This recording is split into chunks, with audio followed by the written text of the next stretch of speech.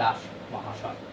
Sir, আপনার পরিচয়টি যদি দর্শকদের উদ্দেশ্যে বলতেন, আপনার পরিচয়টি যদি দর্শকদের উদ্দেশ্যে সংক্ষেপে বলেন। আমার নাম সতীশচন্দ্র দাস। আমার মাতৃভূমি তমলুক ব্লকের অধীন পূর্বানুখা গ্রামে। ওই গ্রামে আমার প্রাথমিক বিদ্যালয়ের পাঠ শেষ করি। এসে 1944 খ্রিস্টাব্দে আমি রঘুনাথবাড়ি রামধারা উচ্চ বিদ্যালয়ে ভর্তি হই। আমার বাবা রত্নপুর প্রাথমিক বিদ্যালয়ের প্রতিষ্ঠাতা শিক্ষক। তিনি আমাকে আমার স্থানীয় রবীন্দ্র কুমার মাইতির বাড়িতে থাকার ব্যবস্থা করেন এবং রঘুনাথবাড়ি রামধারা উচ্চ বিদ্যালয়ে আমি পঞ্চম শ্রেণীতে পড়ি। কিন্তু অত্যন্ত দুর্ভাগ্য, 1944 খ্রিস্টাব্দে শ্রাবণ মাসে, ওই 1351 খ্রিস্টাব্দের শ্রাবণ মাসে আমার বাবা আমাদের ছেড়ে চলে গেলেন। আমার ভাইয়ের বয়স তখন 8 বছর।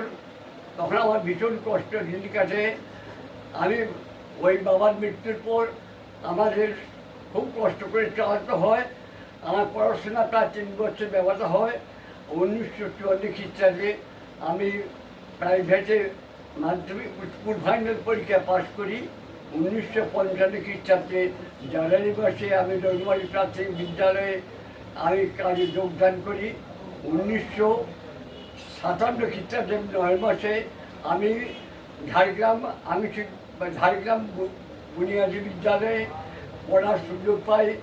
1969 খ্রিস্টাব্দে আমি রঘুনাথবাড়ি প্রাথমিক বিদ্যালয়ে প্রধান শিক্ষকের পদে কাজ করি। ওই বছরই আমি একটা সরকারি চাকরি পেয়েছিলাম। স্যার আমাকে বললেন, অর্থাৎ আমাদের গুরুদেব ধীরেনবাবু বললেন, ও কাজে যে কাজ ভালো নয়, শিক্ষকতা করে নাম করবে। তার কথা শুনে আমি ওই সরকারি চাকরি ছেড়ে প্রাথমিক বিদ্যালয়ে কাজ করি। তার সঙ্গে নিষ্ঠার সঙ্গে কাজ করি। বুনিয়াদী শিক্ষার যে ধারাবাহিক যা কিছু করণীয় আমি অত্যন্ত নিষ্ঠার সঙ্গে করেছি। গুরুদেব বারবার ধরে বলে দিয়েছিলেন, অত্যন্ত নিষ্ঠার সঙ্গে কাজ করো, ভালো করে কাজ করো, তুমি নাম করবে। আমি তাই প্রাথমিক বিদ্যালয়ে যা কিছু সিলেবাস সমস্ত ওটা পালন করেছি এবং গুরুদেবের আশেপাশে 1982 খ্রিস্টাব্দে আমি জাতীয় শিক্ষায় স্বীকৃতি লাভ করেছি। 1953 খ্রিস্টাব্দে পাঁশকুড়া ব্লক থেকে আমাকে সার্বিক সাক্ষরতায় রোগ প্রতিশোধে বোঝানোর জন্য অংশগ্রহণ করতে অনুরোধ করেন। আমি 1993 থেকে 2003 খ্রিস্টাব্দ আমি ওই কাজে যোগদান করেছি।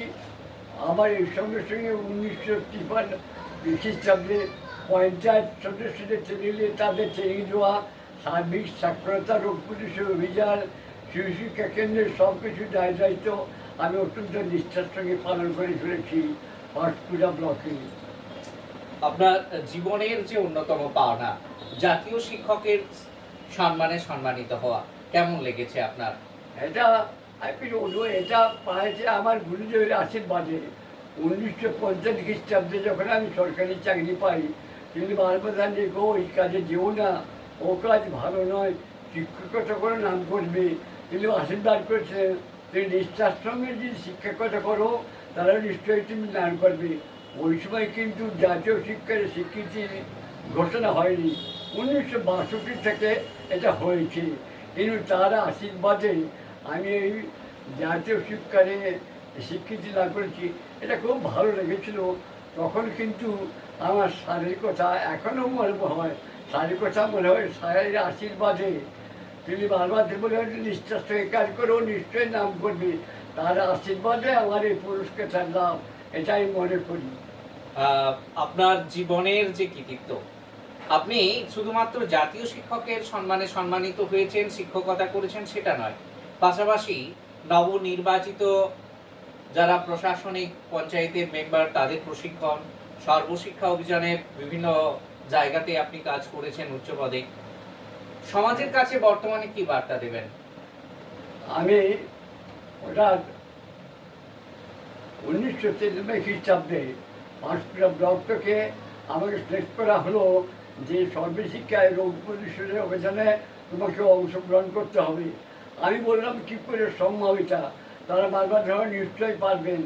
তাই আমি তাদের কথা শুনে আমাদের শশাঙ্কবাবু শশাঙ্ক শেখর মাঝি জেলা পরিষদ সদস্য, তার এবং শ্যামল বেরা সহসভাপতি পাঁচটার পক্ষে, তার অনুরোধে আমি এই কাজে ব্রতী হই।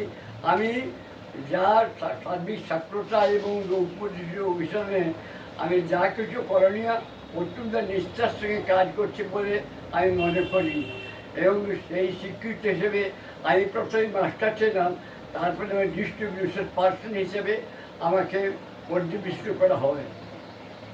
বর্তমানে যারা সমাজ গড়নের কাজে রয়েছে, শিক্ষক আগামীর যারা ভবিষ্যৎ তৈরি করছেন, তাদের প্রতি কি বার্তা রাখবেন? যারা বর্তমানে শিক্ষক রয়েছেন, আগামীর ভবিষ্যৎ নাগরিক তৈরি করছেন, তাদেরকে একজন জাতীয় শিক্ষকের সম্মানে সম্মানিত ব্যক্তিত্ব হিসেবে সমাজের প্রতি কি বার্তা দেবেন? এখন বর্তমান সমাজকে কি বলবেন? বর্তমান সময় কী বলবো, আমার ভাষা কিছু নয়, প্রচুর দুঃখ হয়।